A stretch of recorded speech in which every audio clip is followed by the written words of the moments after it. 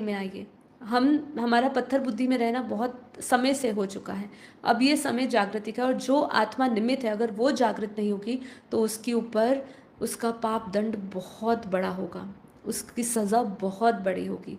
ये डराने की यहाँ पे चेष्टा नहीं करी जा रही है, लेकिन ज्ञानी से कुछ उम्मीद होती है, वो विवेक से कार्य कर सकता है, वो समझ सकता है, उसकी समझ शक्ति है। तो ये सब चीज़ों को हमें समझना है। ये पुनः जागृति करते हैं बापूजी ने, जैसे हमारी अज्ञानता स्थिति से हमें हटा के बाहर निकाल के पर हमें ज्ञान की पुनः जागृति कराई।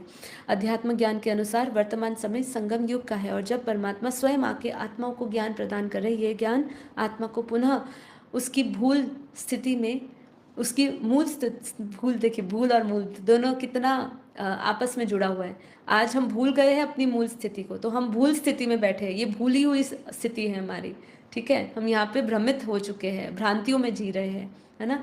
मुमरक तृष्णा की तरह जी रहे हैं। वो देखते हैं तो हमें सत्य लगता है, पास जाते हैं तो पता चलता है कि ये पानी नहीं है ना। तो इसीलिए हमें उस मूल स्थिति में लाने का माध्यम यही ज्ञान है। इस ज्ञान को सुनिए और ज्ञान के साथ साथ योग करिए, और नहीं योग होता है तो ज्ञान सुनते सुनते परमात्मा से, दादाजी से प्रार्थना करिए कि ये ज्ञान मुझे उतरने की क्षमता दीजिए। पावर लीजिए, निष्ठा रखिए। देखिए, प्यार ही पावर है, ये भी बापूजी ने कहा है। विश्वास करेंगे तो आपको पावर मिलेगी, पावर कर मिलेगी, प्यार से पावर मिलेगी, तो आपको धीरे धीरे समझ आता जाएगा।